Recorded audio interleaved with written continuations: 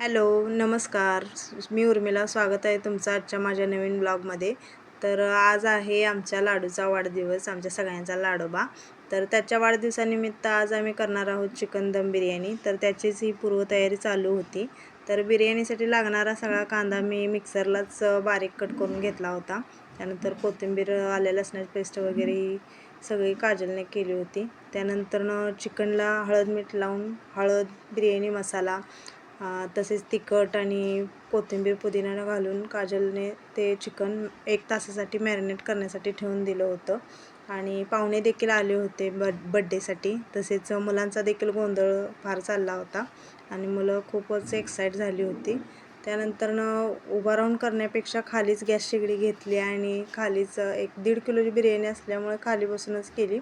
आणि एका पातेल्यामध्ये मी कांदा तळून घेतला आणि त्याच पातेल्यामध्ये नंतर चिकन ग्रेव्हीसाठी कांदा आणि टोमॅटो चांगले परतून घेतले. आणि कांदा आणि टोमॅटो चांगले शिजवून घेतल्यानंतर त्यामध्ये आल्या लसणाची पेस्ट वगैरे टाकून ती चांगली परतून घेतली. तर जरा उशीरच झाला होता स्वयंपाकासाठी. पाहुणे देखील आले होते, त्यामुळे घरात सगळा गोंधळ उडालेला. तरी देखील व्हिडिओ शूट करायचं ठरवलं होतं. त्यामुळं एकदा काजल शूट करायची, एकदा मी शूट करायची आणि असं करत करत ह्या बिर्याणीचं शूट घेतलेलं आहे.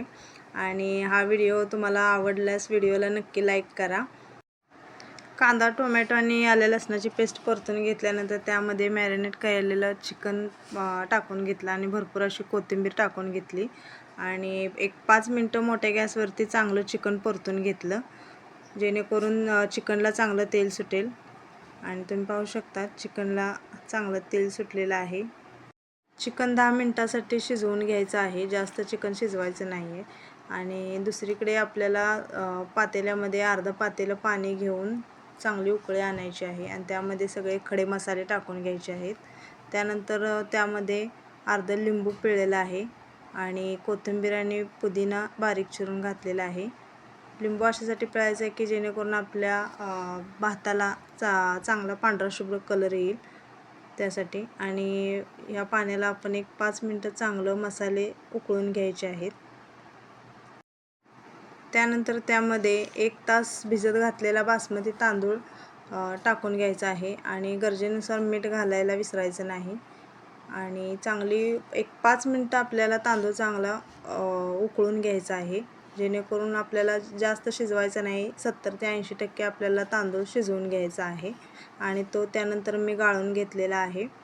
आणि गाळून घेतल्यानंतर लगेच ही 1.5 किलोची बिर्याणी असल्यामुळे मोठ्या पातेल्यामध्ये मी लेअरिंगसाठी खाली चिकनचा थर दिलेला आहे. आणि त्यानंतर त्यामध्ये तळलेला कांदा, कोथिंबीर, वरतून तूप आणि त्यानंतर पुन्हा भाताचे लेयर असं करून एक 2-3 लेयर मी दिलेले आहेत.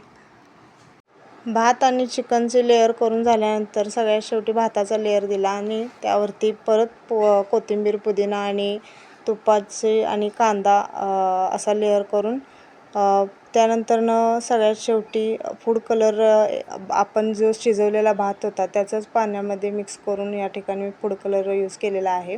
आणि यामुळे बिर्याणी देखील दिसायला एकदम सुंदर दिसते. आणि त्यानंतर मी एक 30 ते 35 मिनटासाठी बिर्याणीला दम देऊन घेतलेला आहे. आणि त्यानंतरनं आम्ही बड्डे सेलिब्रेशन केलं आणि तोपर्यंत झाकण काही उघडलं नव्हतं बिर्याणीवरचं. आणि त्यानंतर तुम्ही पाहू शकता बिर्याणी आपली किती छान आणि सुंदर झालेली आहे. आणि जर व्हिडिओ आवडल्यास व्हिडिओला लाईक करा, चॅनलला सबस्क्राईब करा आणि भेटूया अशाच पुढच्या व्हिडिओमध्ये. तोपर्यंत बाय बाय.